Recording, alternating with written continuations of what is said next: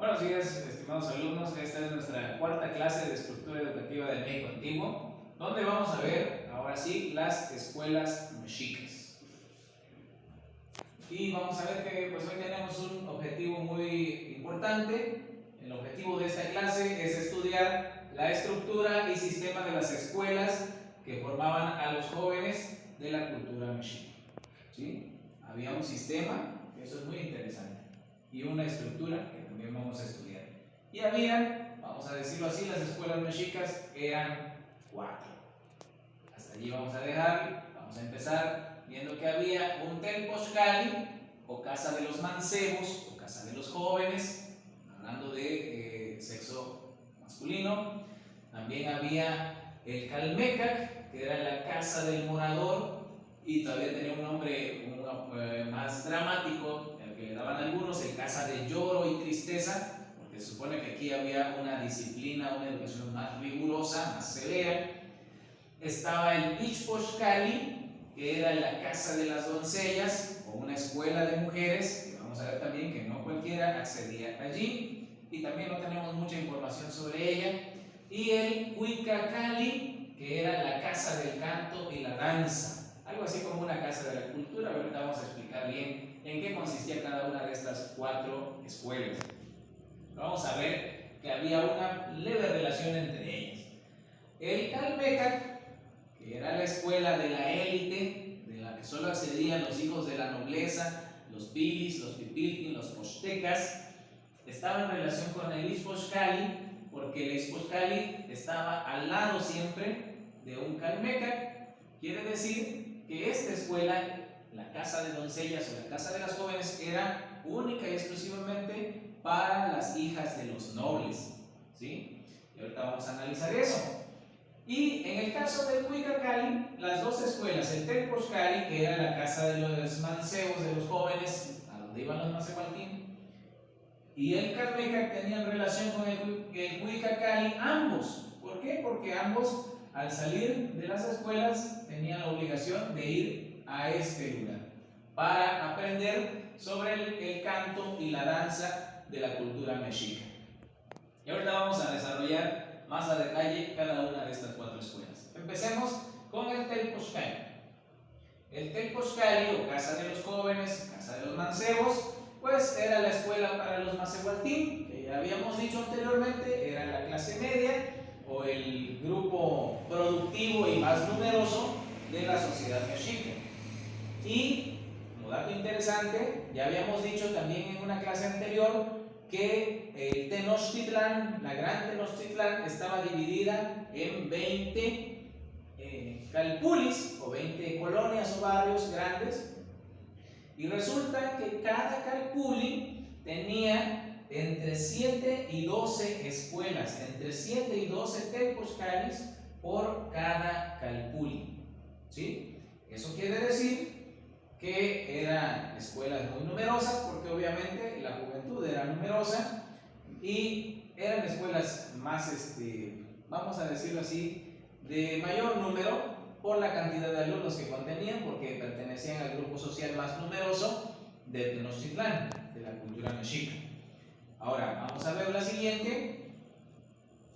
El Huicacali era donde se celebraban, eso sí, era una especie de casa de la cultura, pero a la vez era como una especie de salón de festejos, donde se celebraban las bodas, los funerales y las victorias de los guerreros, ¿sí? En ese lugar se enseñaban los cantos y las danzas que eran la cuestión religiosa de la sociedad, y únicamente en esta escuela.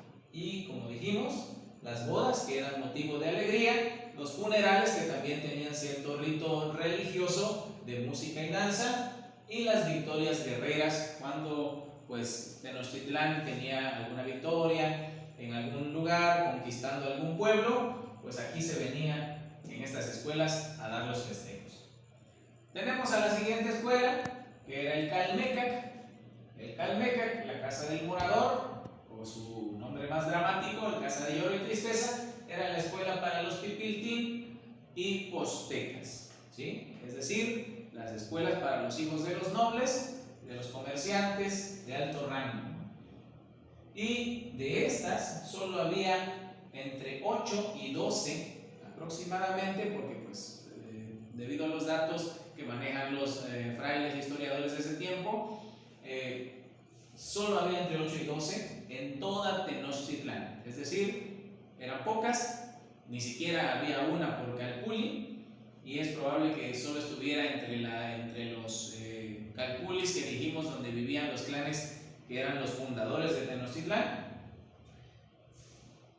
Esas escuelas, solamente eran las escuelas, se decía, con el trato más riguroso. Y pasamos a las Ichpochtcalli, que eran las casas de las doncellas o las casas de las jóvenes. Allí era la escuela para mujeres, solamente las hijas de los pipiltín y pochtecas, es decir, solo las hijas de la nobleza podían estar en esas escuelas.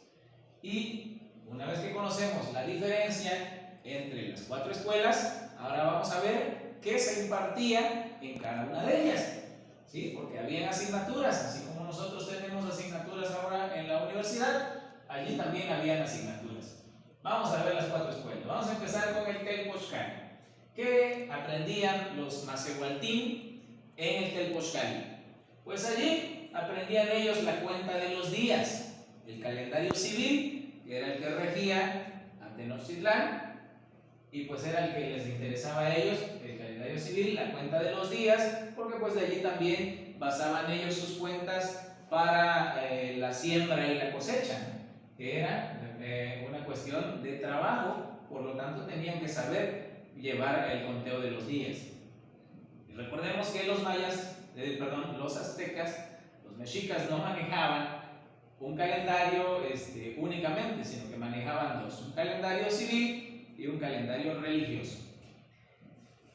También se les enseñaba a cazar animales, habían expertos cazadores ahí que les enseñaban cómo manejar ese tipo de animales. Recordemos que en ese tiempo aún había mucha fauna salvaje, habían jaguares, habían pumas, habían jabalíes y todo tipo de animales que también se cazaban en su momento. Así que se convirtió en una asignatura. Números básicos para contar, comprar y vender. Pues los números de los aztecas eran muy parecidos a la cuestión de los mayas, pero en cierto sentido la numerología de ellos era ideográfica, era más con dibujos, no los números arábigos que conocemos ahora. Entonces ellos utilizaban esos números para contar, comprar y vender. Les enseñaban las matemáticas básicas, vaya, como a los niños se les enseña ahora la suma, la resta, la multiplicación y división, a ellos se les enseñaba a contar, porque también tenían una moneda, utilizaban el oro como moneda, las plumas como moneda y el cacao como moneda, y también todavía seguía existiendo la base del trueque allí en la sociedad mexica. Por eso se les tenía que enseñar los números básicos. También se les enseñaba a usar las armas. Como iban a ser soldados, ellos tenían una especie de macana, escudos, dardos y flechas, como hemos visto en algunas películas o en algunas pinturas que se muestran a los mexicas en esas poses de soldados, ¿no?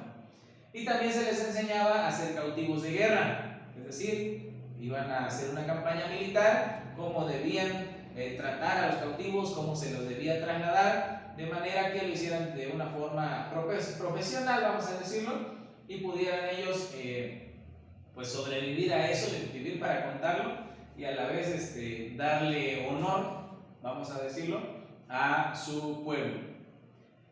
Esas eran las asignaturas que había en el Telpochcali. Ahora, ¿qué aprendían los jóvenes que iban al Calmecac? Pues allí aprendían un poquito más, vamos a decirlo así, se tenía el conocimiento más avanzado de la cultura mexica, estaba allí. A ellos les enseñaban, eso sí, técnicas de ingeniería avanzada, agrícolas e hidráulicas. Recuerden lo que dijimos en la introducción, que estos señores construyeron en el caso de técnicas agrícolas avanzadas, las chinampas, que eran sobre una zona lacustre, construir pequeñas extensiones de tierra tierra como de 10 o 15 metros por 90 y poder sembrar sobre el lago, sembrar sobre tierra. Interesante, pueden investigar más sobre las chinampas en internet. Y a la vez construyeron ellos diques, que eran pequeñas presas para conservar el agua, para que no hubiera inundaciones en la ciudad. Los que hicieron un sistema de drenaje también hicieron acueductos para traer agua de otros lugares hacia la ciudad, construyeron acueductos, cosa que pocas civilizaciones pudieron manejar. En la cuestión del urbanismo se les enseñó a ser arquitectos, a construir templos, las matemáticas para construir templos. Recuerden ustedes, México significa el ombligo de la luna. Para ellos era algo así como el centro del universo, pero sobre todo el centro del universo estaba en el templo mayor, que era el dedicado al dios Huitzilopochtli, el dios de la guerra de ellos. Ese templo está donde hoy está ubicada precisamente la Catedral Metropolitana, en el Zócalo de la Ciudad de México.